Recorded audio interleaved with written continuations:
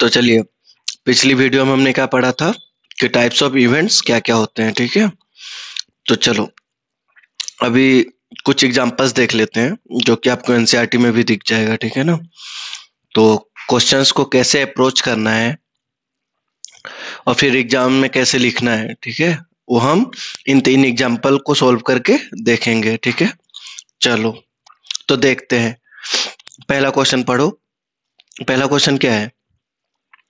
What is the probability of getting even number while throwing a die? ठीक है, question आया समझ में। इवन नंबर क्या होता है? कोई भी नंबर जो 2 से डिविजिबल है उसको इवन नंबर बोलते हैं। ठीक है, चलो ठीक है, चलो तो अब सॉल्यूशन लिख लेते हैं इसका।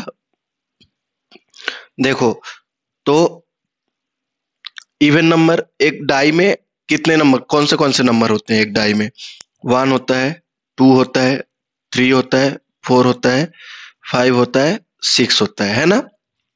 जब एक डाई जब हम लोग पकड़ते हैं हाथ में, उसमें 6 नंबर्स होते हैं। ठीक है, अब पूछा गया है what is the probability of getting even number.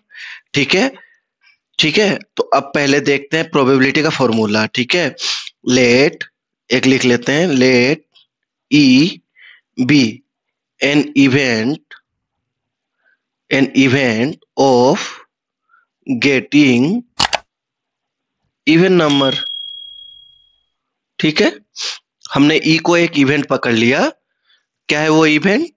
Die फेंकने पे इवन नंबर आने वाले को ही हम एक इवेंट पकड़ लेते हैं। ठीक है, चलो लेट इवेंट, तो प्रोबेबिलिटी क्या होता है इसका, कैसे लिख सकते हैं? पी ऑफ ई। ठीक है, क्या लिखते हैं? फॉर्मूला क्या है? Number of favourable outcomes upon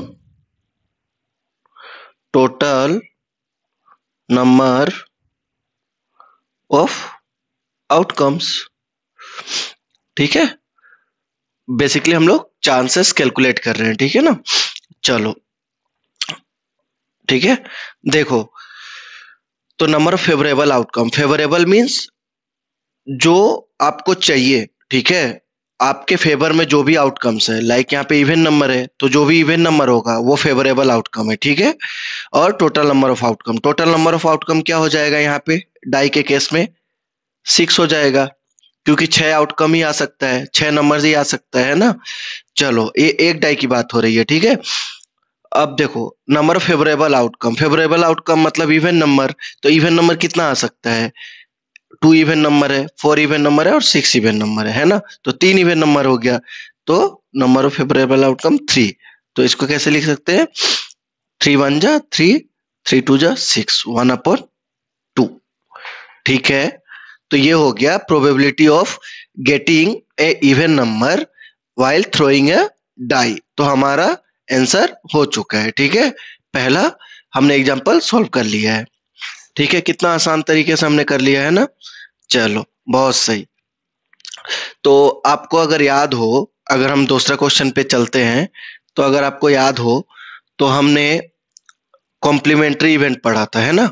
complementary event क्या पढ़ा था कि अगर, सॉल्यूशन ले लेते हैं, ठीक है, नंबर 2 का, सेकंड नंबर का सॉल्यूशन। अगर इफ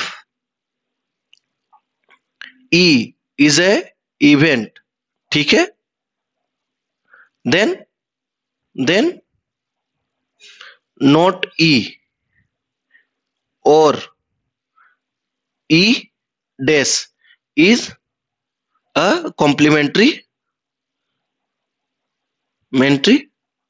इवेंट, है ना, पढ़ा था हमने। ठीक है, और हमने एक फॉर्मूला भी देखा था कि P of E plus P of not E और E डैश इक्वल्स टू 1, है ना, ये चीज हमने पढ़ा था। ठीक है, P अगर होने का संभावना है तो ई डैश क्या है? नहीं होने का संभावना। ठीक है, नहीं होने का चांसेस। ठीक है, चलो तो अब देखो हमें क्या दिया हुआ है, हमें गिवन है क्या? P ऑफ ई दिया हुआ है ना, कितना दिया हुआ है? 0.05। अब हमें P ऑफ नॉट ई निकालना है ना, इक्वल्स टू 1। अब इसको कैलकुलेट कर लेते हैं, 0.05 को उधर भेज देते हैं तो हमारा आंसर आ जाएगा, है ना। 1 माइनस 0.05 को इक्वल्स टू 0.95 हो गया। पी ऑफ नोटी का वैल्यू हमने निकाल लिया है, ठीक है, बहुत सही। ठीक है, हमने देखो 2 क्वेश्चन हमने कर लिया है, ठीक है। अब थर्ड क्वेश्चन देखो, ठीक है। थर्ड क्वेश्चन थोड़ा इंटरेस्टिंग है, थोड़ा आप खुद से अगर ट्राई करना है तो आप खुद से भी ट्राई कर सकते हो और फिर आके आप सॉल्यूशन देख सकते हो, ठीक है। चलो पहले क्वेश्चन पढ़ लेते हैं कि दिया क्या हुआ है, पढ़ो, ठीक है। क्वेश्चन में सब कुछ दिया रहता है, आपको बस ढूंढना है, ठीक है। तो हम ढूंढते हैं, चलो। अ बैग कंटेन्स 3 रेड बॉल, एक बैग है जिसमें 3 रेड बॉल है एंड 5 ब्लैक बॉल्स, उसमें 5 ब्लैक बॉल है, ठीक है। एक बैग है जिसमें 3 रेड बॉल और 5 ब्लैक बॉल है, ठीक है, ठीक है। फिर क्या बोला गया, a ball is drawn at random from bag, ठीक है। एक बॉल को निकाला गया उस बैग से, ठीक है, रेंडमली, मतलब हमें पता नहीं है कि उसके अंदर हम कौन सा निकाल रहे हैं, ठीक है। उसका थैला समझ लो बंद है, ठीक है, ऊपर से हम अचानक निकाल रहे हैं एक। फिर हमें पूछा गया है कि what is the probability that the ball drawn is, क्या पूछा गया है, उस क्या प्रोबेबिलिटी है, नंबर 1 के पूछा गया रेड, रेड उस रेंडमली निकालने पे क्या प्रोबेबिलिटी है कि वो बॉल रेड निकल के आए, ठीक है, वो बॉल क्या हो, रेड निकल के आए, ठीक है। चलो तो अब इसको देखते हैं, ठीक है। चलो अब देख लेते हैं इसको कैसे करेंगे, ठीक है। तो पहले लिख लेना, ठीक है, पहले पहले लिख लेते हैं कि गिवन 3 रेड बॉल्स, ठीक है, क्या दिया हुआ, 3 रेड बॉल दिया हुआ एंड 5 ब्लैक बॉल्स, ठीक है, दिया हुआ है। तो total number of balls, total balls कितने हो गए, 3 प्लस 5, 8 बॉल्स, ठीक है, ठीक है, बहुत सही। चलो तो अब देखो, अब हमें निकालना है कि probability of getting a red ball, ठीक है। तो चलो नंबर 1 देख के लिखते हैं। तो अब देखो, let E be a event of getting और ड्रॉइंग और drawing red ball, red ball, E को इवेंट पकड़ लेते हैं जो हमें रेड बॉल देगा, ठीक है। चलो चलो तो क्या हो गया, अब इसका प्रोबेबिलिटी निकालना है ना। तो देखो प्रोबेबिलिटी ऑफ ई क्या होगा, number of favourable outcomes upon total outcomes, total number of outcomes. अब ध्यान से देखना, ठीक है,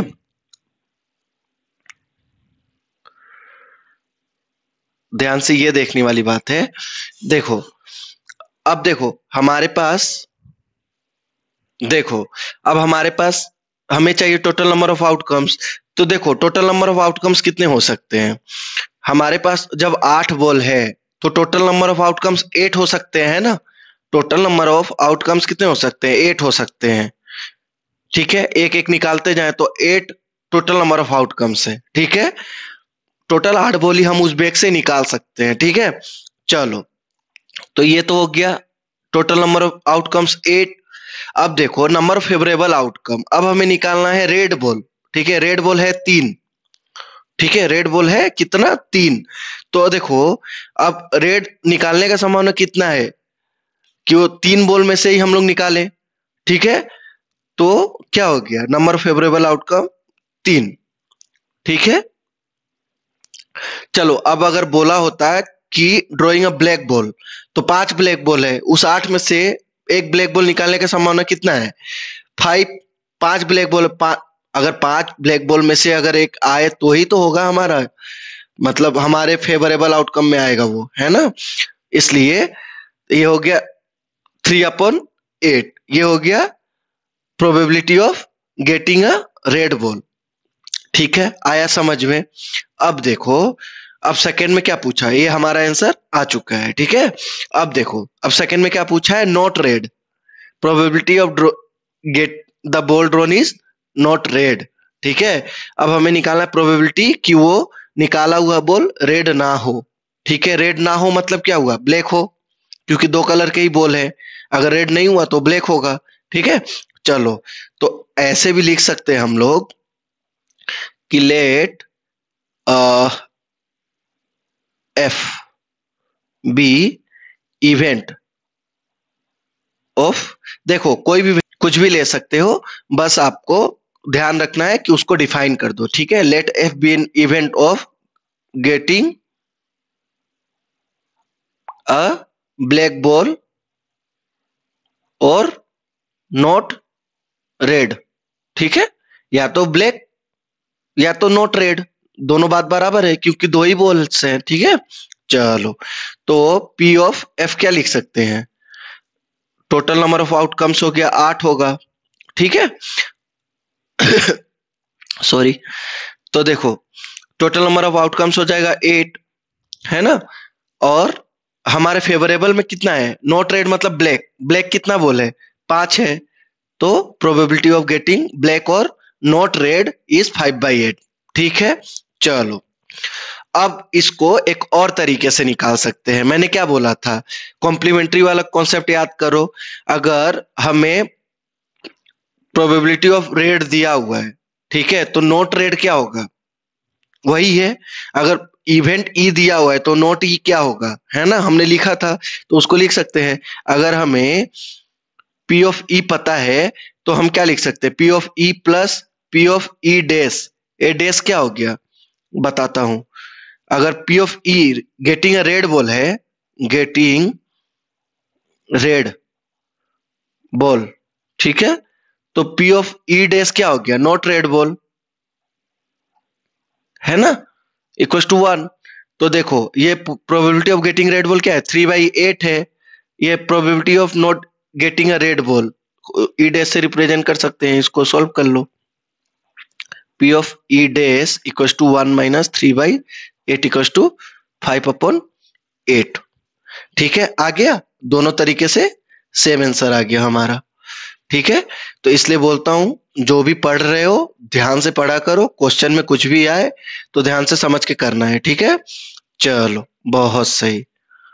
चलो, तो आगे कुछ इंपॉर्टेंट पॉइंट्स नोट कर लेंगे हम लोग, उसके बाद ये चैप्टर खत्म करते हैं। ठीक है, और क्वेश्चंस अगर चाहिए हो तो फिर हम आगे देख सकते हैं। ठीक है ना, चलो कमेंट सेक्शन में लिख देना अगर और क्वेश्चंस चाहिए तो। ठीक है, चलो, बहुत सही।